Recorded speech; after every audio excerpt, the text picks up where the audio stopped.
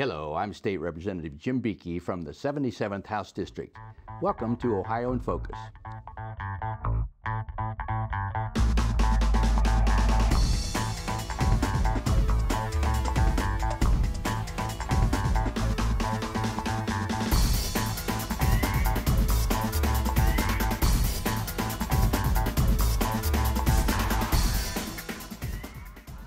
Hello and welcome to this edition of Ohio in Focus, a program that brings state government to you. I'm your host, Mike Ditto. We have with us today State Representative Jim Buchy, who serves the 77th House District, which includes all of Mercer and Preble counties and portions of Darke County. Representative Buchy, thanks for joining us. Well, hi, Mike. How you doing today? I'm doing just fine. How are you? Oh, I'm telling you, it's a laugh hit a minute. I'm having a lot of fun here.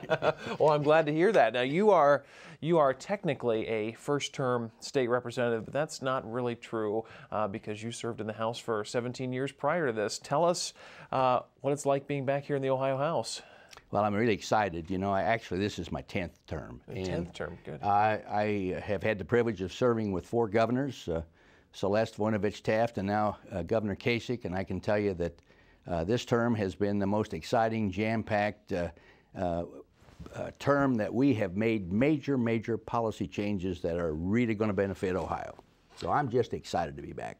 What have been some of the expectations that you've laid out for coming back? You replaced Representative Jim Zeringer, who went over to the Department of Agriculture, and you have an agriculture background as well.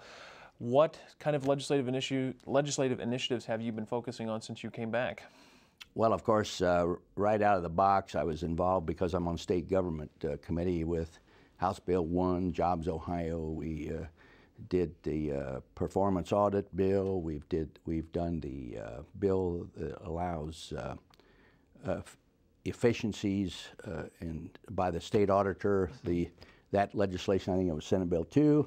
All those were in committees I was involved in. From an agricultural standpoint, I sponsored House Bill 229, which is a bill that the governor signed that will give the Department of Agriculture an opportunity to be streamlined, upgraded, and work with less money in the budget that they just received. So there were some major changes in there that gives Director Zeringer an opportunity to be more efficient and still not compromise the mission of the department, which is the food safety. We have the most wholesome, safest food in the world in Ohio.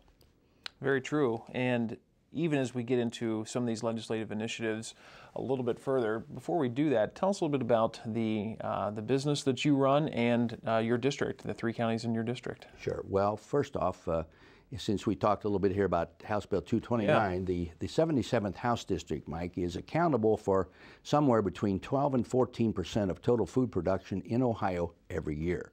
Mercer County is the #1 ag county. Darke County, my home of Greenville, is the county seat of Darke County, is the #2 ag county, and Preble County, I think, is in the top 12 or 13. So combined, they produce over $1 billion worth of cash receipts each year. So it's very strong. And my family has been in business since 1878. We were a meat packing company. I'm actually a butcher by trade. I'm probably the only guy in the room that knows hogs from the inside out, and probably true. Have to think about that one. So, but we phased out of the meat packing business, and we're now a what's known as a broadline food distributor. But my daughter and son-in-law and daughter-in-law and my wife and I are all involved. And my daughter runs the company. She's 5th generation, and there aren't too many 5th generation family businesses left. So that's our business. Food is our business. Been involved in it all my life, and so we've been in Greenville a long time. So you're a small business owner. You've been active in your community. You're active with the National Federation of Independent Business. Why did you decide to seek the appointment to replace Jim Zeringer? Why did you decide to come back to the House? Well, in my previous 9 terms, I fought hard to give the taxpayers a better return on their investment. And I saw an opportunity because of the economic situation that we had in Ohio coming into this year, that I have an opportunity to come back with my 9-term experience previous, that I could have some historical knowledge of how the process works, and I could be very helpful with Speaker Batchelder and Governor Kasich and President Niehaus in helping make Ohio better. In that vein, what committees do you currently serve on here in the House? Sure. Well, my lead committee, of course, is Agriculture and Natural Resources, and I have been privileged to serve on that committee all 10 terms that I've been here. I also am a member of State Government and Elections Committee, and I'm also a member of the Economic Development Committee. Since you've been back, a lot of folks have been talking about jobs, the economy. Many of the members of the House have talked about that as the central issue facing their district. Is that true in your district as well? No question. We go from the best to needing help. Mercer County has the lowest unemployment rate in the state. Of right now, the last few months been running less than 6%, which is as good as there is of any county in Ohio. But Darke County's unemployment rate's a little over 9%, and Preble County is close to 11%. So put it all together, and we need jobs. There's no question about it. And what we're doing, and through the governor's leadership and the speaker's leadership, is we're setting the stage for an economic explosion where this state's going to juggle. And you mentioned Jobs Ohio, that you worked on that bill as a member of the State Government Elections Committee. What will that bill do for the state as far as economic development is concerned? Well, now that the budget's in place and some of these other initiatives have been passed into law, what that does is set the stage for lowering the cost of doing business. When you have a low cost of doing business, the new members of the board of Jobs Ohio will then have the ability to go out to the world and have something to sell to businesses and industries to come to Ohio. That's what we're doing. We're setting the stage by having a better climate for business to go sell the world and really build Ohio. You touched on the state budget too, arguably one of the most important things that any member of the General Assembly participates in, and the budget was passed and signed into law by Governor Kasich just a couple of weeks ago. What was the process like, and what are some of your impressions of House Bill 153? Well, of course, being a person that comes from a business background, and originally I got into the business of government because of the effect that government has on business. And so I can tell you that in this budget, what we've done is we've balanced the budget. We have spent less money. We have closed an $8 billion gap that the previous administration and General Assembly did in the last budget by spending that one-time money and knowing full well it wasn't going to be there anymore. And so what we've done is we've hunkered down and we've set the stage so that we're going to have some short-term pain, but we're going to have long-term gain. And so the process to me was very exciting, and in my involvement, I'm not a member of the Finance Committee or leadership or anything of the kind, but I was involved behind the scenes, and I kind of like to stay below the radar. And so I had some input into the process with some amendments and working with Chairman Amstutz and so on. We talked a little bit before the program about one of the other signature pieces of legislation that has not only made state headlines but also national headlines that you've been talking a lot about in your district, and that is Senate Bill 5. Tell us a little bit about Senate Bill 5, what you think of it and what the reaction in your district has been and what you're doing to talk about it.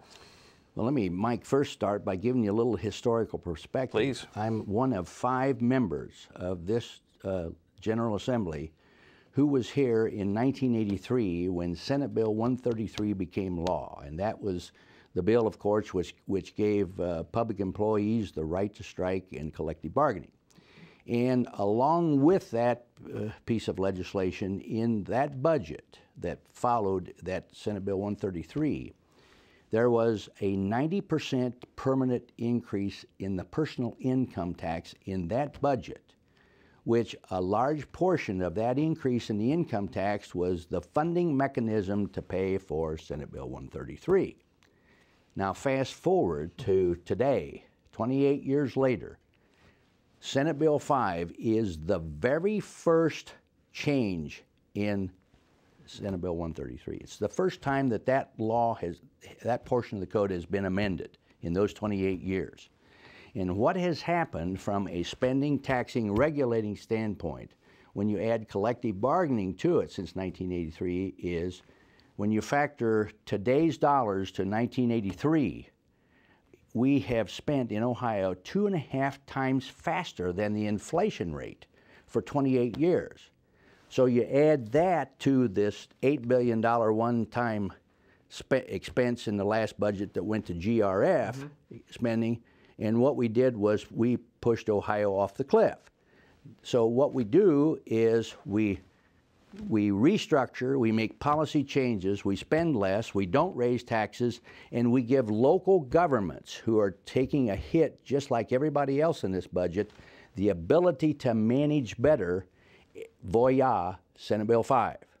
The whole purpose of Senate Bill 5 is to give governments, state government, local government, management flexibility in managing with less dollars. That's what Senate Bill 5 is all about. You've been out in your district talking about Senate Bill 5 to educators and other folks back in the district. What's the response been like? Well, of course, at the forums, most of the people that were in attendance were public employees who are opposed to the legislation. But because of some of the historical background I just gave you here, plus some other facts, what I like to do is tell the truth, because there's been a lot of misinformation about Senate Bill 5 that's been given to the public, and they're just like a coin. There are two sides to it. And so what I try to do is tell the other side and give people an idea of what this is all about. Tell the truth, and I'll tell you that when people know what the story is, they'll go with truth. Changing gears a little bit, this has been a busy legislative session, as you mentioned earlier on in the program. Can you describe to your constituents what a typical day is like in the Ohio House, if there is such a thing? Well, a typical day for me, I go to work early in the morning. I'm in my office at 4. I don't 4 sleep. a.m. Yeah, Very good. That's right. I don't sleep much, but I sleep sound. And I come in and of course, I'm not an IT guy as much as you young people are. People ask me, "Where's your website?" And I said, "Behind the water heater." But that's not really true. Think about that.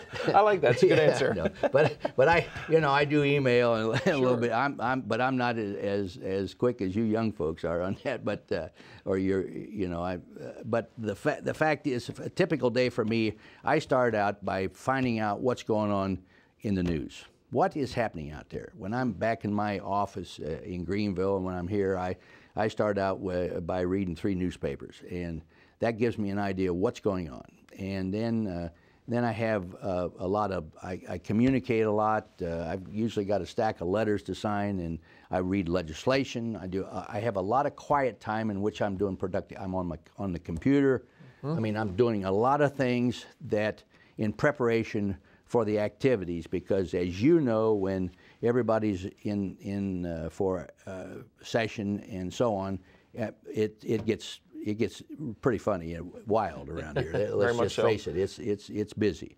And of course, the thing I'm so excited about, in our caucus, the Speaker has been having anywhere from 4 to 5 caucuses every week. And that's tremendous, because that's communication with the members.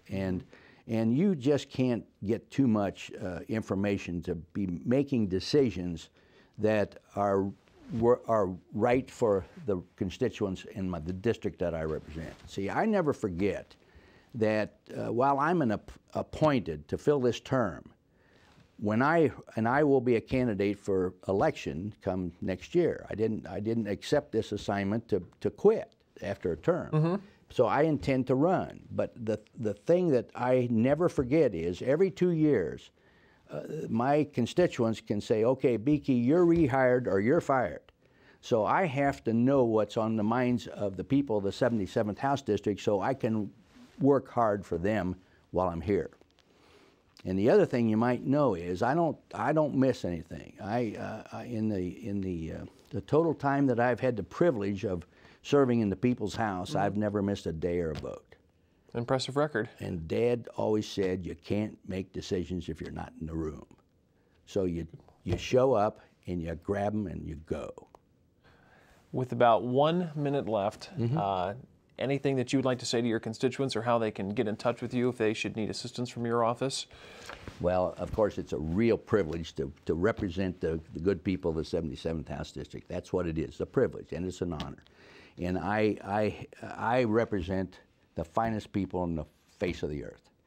They're good, hard-working families, just like people around here. Ohio has so many assets, it's unbelievable. I could take the rest of the day telling you how good it is. But the best way to get a hold of me, of course, is here at the State House, 77 South High. My phone number is 614-466-6344. I have a rule of thumb. I try to return all phone calls within 24 hours.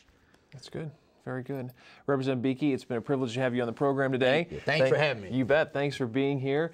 And again, you've been watching Ohio in Focus, the program that brings state government to you. We look forward to seeing you here again next time.